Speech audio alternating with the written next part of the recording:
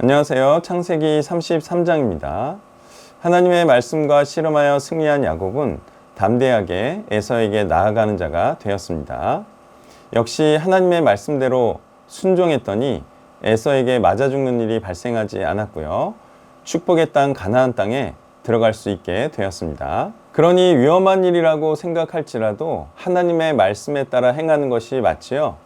하나님의 말씀에 순종해야 축복의 땅이자 약속의 땅에 들어갈 수 있는 게 맞죠. 하나님의 말씀대로 행하면 죽어도 사는 것이기에 아무리 어려운 길이라도 하나님의 말씀대로 사는 삶과 길을 선택하는 것이 맞는 것이고 구원받는 길이겠습니다. 한편 야곱이 에서의 마음을 누그러뜨리기 위해 준비한 선물은 낙타 30과 그 새끼들, 그리고 암소 40과 황소 10, 그리고 암나귀 20과 그 새끼 10이었습니다.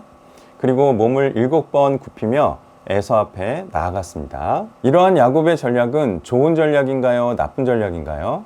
하나님께서 다 알아주신다고 해서 자기가 노력하지 않아도 하나님께서 그 뜻을 이루어 주시는 건가요? 하나님께서는 함께 노력하기를 원하시고 함께 이루어 가기를 원하시는 분인 것입니다. 하나님의 말씀대로 행한다는 것은 자신이 할 수 있는 고민과 노력을 다한다는 것이지 자기는 쏙 빠지고 하나님께서 혼자 다 해주신다는 것이 아닌 것입니다. 야곱처럼 이렇게 행하면 누구라도 다 용서를 해줄 것 같습니다.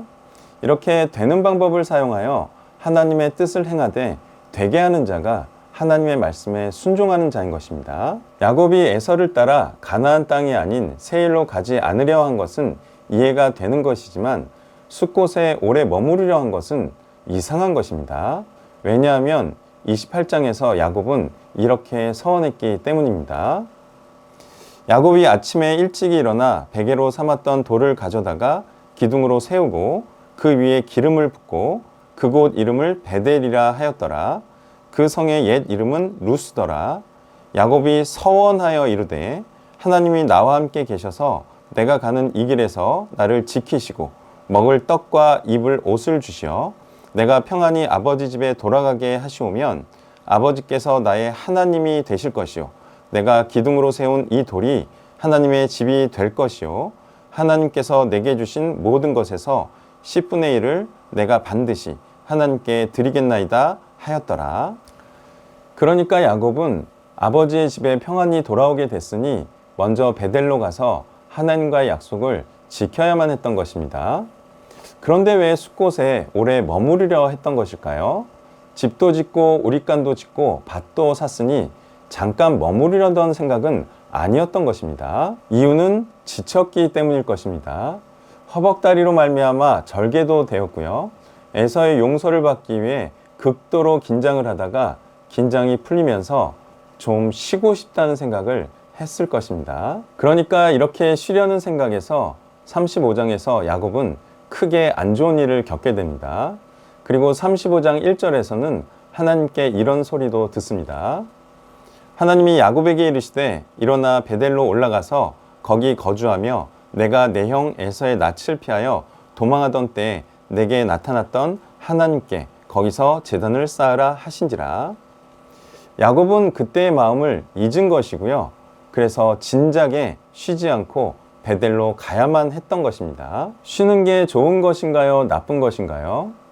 사람이 쉬지 않고 일해야 성공을 하는 것이고요.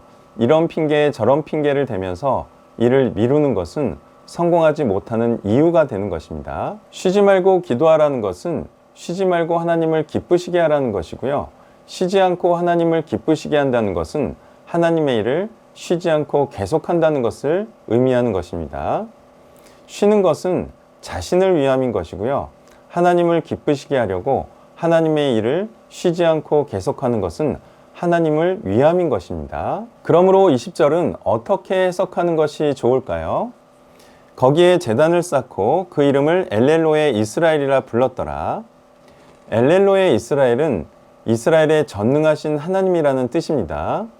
에서로부터 구해주시고 가나안 땅에도 들어가게 해주셨으니 하나님을 찬양하는 내용은 맞는 것입니다.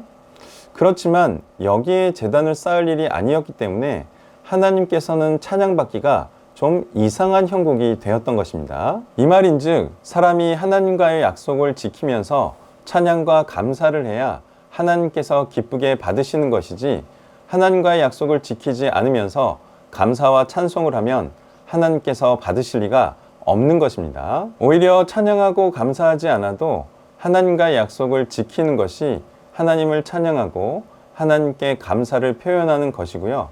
이 말인즉 순종이 곧 감사와 찬양의 표현이라는 것입니다. 약속을 지켜야 하는 이유는 하나님께 감사와 찬양을 올려드리기 위한 것이고요.